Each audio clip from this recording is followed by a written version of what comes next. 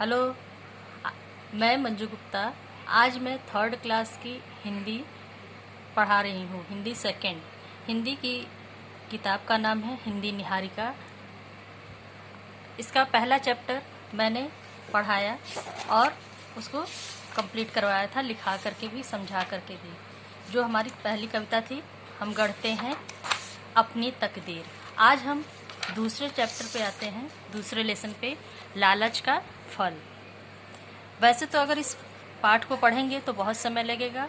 ये एक कहानी है जो मैं थोड़ा छोटे तौर पे इसको समझाने की कोशिश कर रही हूँ, बताने की कोशिश कर रही हूँ। इस कहानी में एक राजा रहता है। वह बहुत ही दयालु रहता है। उसको हमेशा अपने प्रजा की बहुत चिंता रहती है कि उसकी प्रजा सुखी तो है, उसे कोई परेशानी तो नहीं, किसी बात का कोई दुख तो नहीं। इसके लिए वह अपने मंत्री के साथ रात को अक्सर घूमने के लिए अपने राज्य में निकलता था। एक दिन वह वेश बदल करके मार्ग अपने राज्य में घूम रहा था, तो अचानक उसको ज़ोर ज़ोर से कराहने की आवाज़ आती है।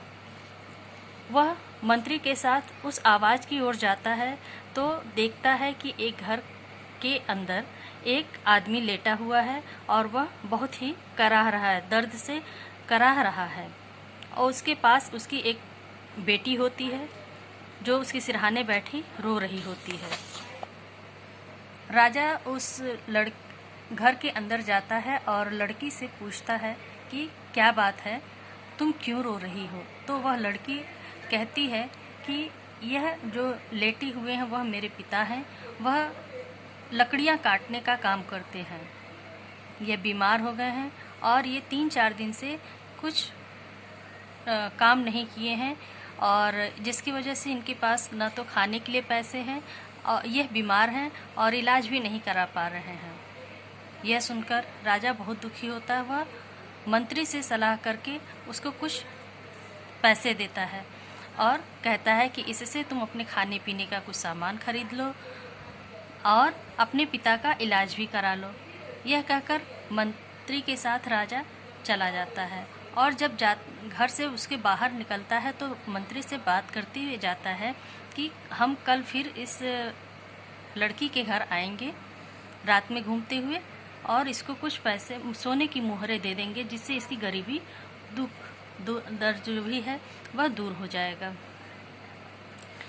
राजा और मंत्री की बात उस लड़की का जो पड़ोसी होता है वह सुन लेता है। पड़ोसी उस बूढ़े आदमी के घर जाता है जो बीमार था और उससे कहता है कि बाबा तुम अपना यह घर मुझे बेच दो। तो लड़की सोचने लगती है कि अचानक मेरा पड़ोसी इतना परोपकारी कैसे हो गया, इसको क्या सूझी है।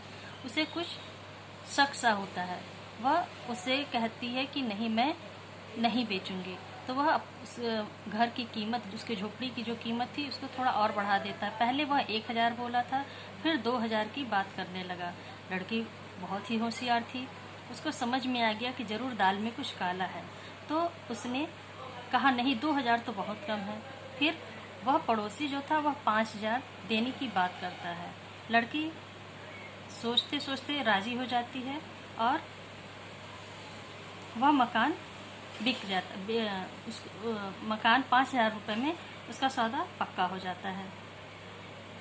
राजा अगले रात फिर उस गली से जब गुजरा तो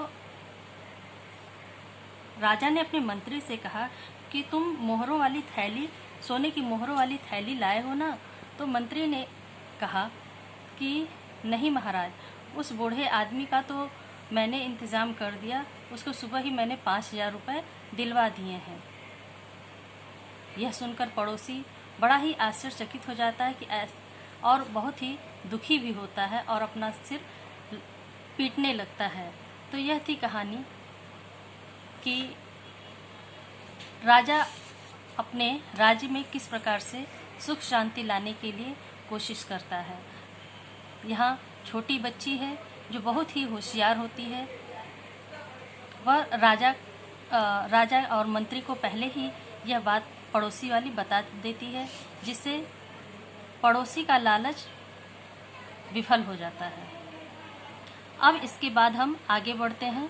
ये थी ये लालच का फल कहानी जो मैंने आपको संक्षेप में सुनाई। अब इसके बाद हम आगे का प्रक्रिया स्टार्ट करते हैं। पहला इसमें आता है हमारा शब्द अर्थ। शब्द अर्थ इधर मैं आपको दिखा रही हूँ कि पहला शब्द अर्थ यहाँ दिया हुआ है कि प्रजा। प्रजा का अर्थ होता है जनता। दूसरा है खबर। खबर का अर्थ होता है सूचना या जानकारी। फिर उसके बाद आता है नेक। नेक का अर्थ होता है भला या सज्जन। दयालु, दया करने वाला। चतुर, होशियार। वेश, वेश का अर्थ होता है पहनावा या पोशाक। सौदा पक्का होना। खरीदने की वस्तु की कीमत तय होना। इसके बाद फिर हमारा आता है उत्सुकता। उत्सुकता का अर्थ है बेचैनी। प्रतीक्षा का अर्थ इंतजार। कराहना का अर्थ रोना।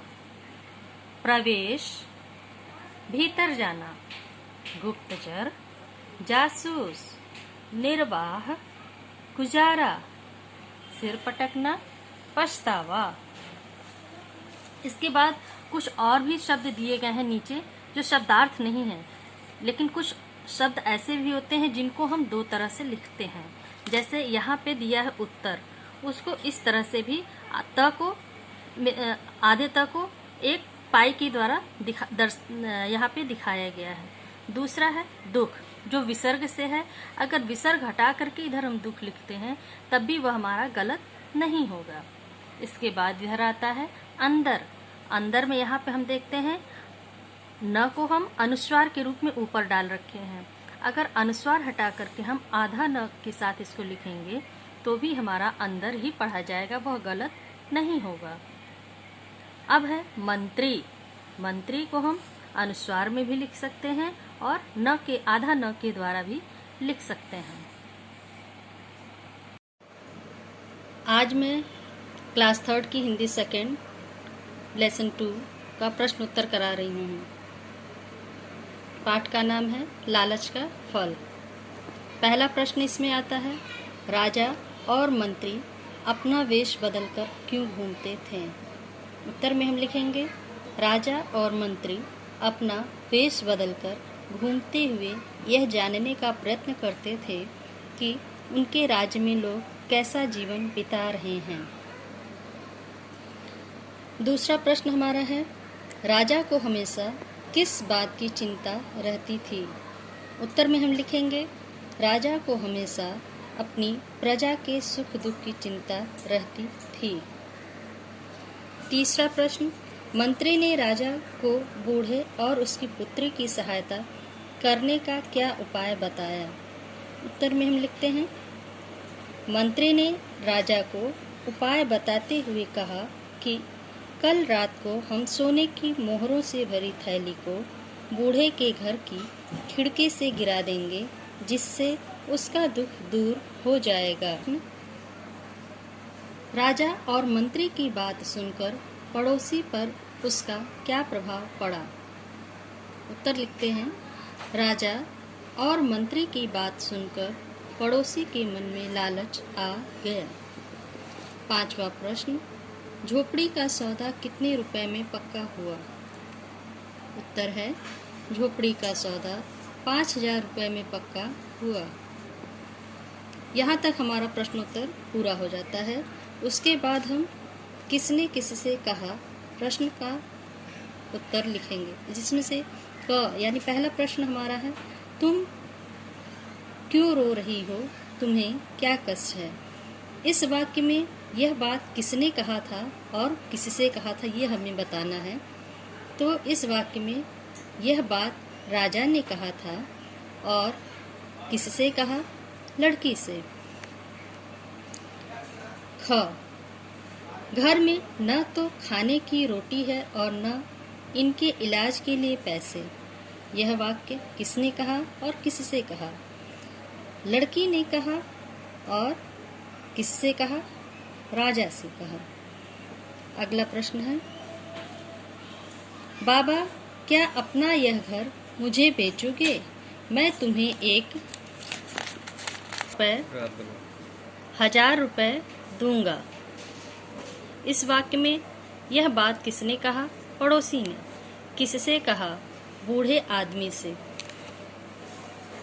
घ यानी चौथा प्रश्न फिर हमारा नीचे आता है, महाराज इस बूढ़े को 5,000 तो मैंने सुबह ही दिलवा दिए, जो इसके निर्वाह के लिए काफ़ी है। इस वाक्य में यह बात किसने कहा? मंत्री ने। और किससे कहा? राजा से। दिए गए शब्दों की सहायता से खाली स्थान भरिए। यहाँ ऊपर में शब्द दिए गए हैं। पहला है राजा और मंत्री, फिर उसके बाद है सुख दुख, फिर है मंत्री, उसके बाद प्रजा, उसके बाद सिर और अंत में दिया है वेश। अब इन दिए गए शब्दों को हमें नीचे के वाक्यों में भरना है, जिसमें से हमारा पहला आता है, राजा और ने झोपड़ी में प्रवेश किया। यहाँ बीच में डैश डाला गया है। यहाँ पे हमको मंत्री शब्द डालना है, तब हमारा वाक्य होगा, राजा और मंत्री ने झोपड़ी में प्रवेश किया। उसके बाद हमारा अगला है, यह सुनकर उस लालची व्यक्ति ने अपना, यहाँ पे डैश है, फिर है पटक लिया। ऊपर से हम शब्द लिए सिर, जिससे हमारा वाक्य बन गया, यह सुनकर उस लालची व्यक्ति ने अपना सिर पटक लिया। तीसरा है, उसे अपनी प्रजा के डैश की हमेशा चिंता रहती थी। ऊपर से हमने शब्द डाला यहाँ पे सुख दुख। वाक्य हमारा बन गया, उसे अपनी प्रजा के सुख दुख की हमेशा चिंता रहती थी। घ यानी चौथा प्रश्न है, रात में डैश दोनों डैश बदलकर शहर में घूमते थे। हमने ऊपर से शब्द लिया राजा और मंत्री पहले में, और दूसरे में डाला है वेश। वाक्य हमारा हो गया, रात में राजा और मंत्री दोनों वेश बदलकर शहर में घूमते थे। दिए गए शब्दों के दो दो पर्यायवाची शब्द लिखिए। इधर हमारा वेश, चतुर, घर 3 है। बुक में एक और दिया है वेश। वेश को 2 बार दिया गया है, लेकिन हम यहाँ पे एक बार में ही आपको समझा रहे हैं। आपको बुक में दोनों जगह कंप्लीट करना होगा। पहला शब्द हमारा दिया है वेश। वेश का पर्याय होगा पहनावा, पोशाक। दूसरा हमारा शब्द है चतुर। चतुर का पर्याय होगा चालाक, होशियार। तीसरा है घर। घर का पर्याय होता है आलय, निकेतन। विलोम शब्द लिखिए। विलोम का अर्थ होता है उल्टा, यानी जो भी शब्द यहाँ दिए गए हैं उन शब्दों का हमें ठीक उल्टा अर्थ बताना है। पहला है राजा। राजा का विलोम होता है रंग। सुखी, दुखी। रात, दिन। सुबह, शाम। दुख, सुख। अच्छा, बुरा।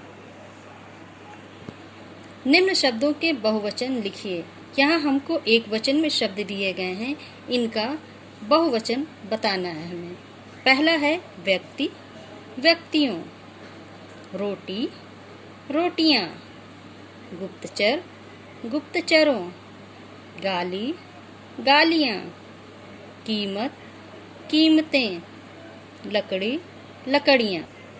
यहाँ तक हमारा लेसन 2 का चैप्टर ये कंप्लीट हो गया है। इसके बाद हम आपको होमवर्क में दे रहे हैं शब्दार्थ और प्रश्नोत्तर। उसको लिखकर कॉपी में आप लोग लिखेंगे भी, और लिखने के बाद उसको याद भी करेंगे।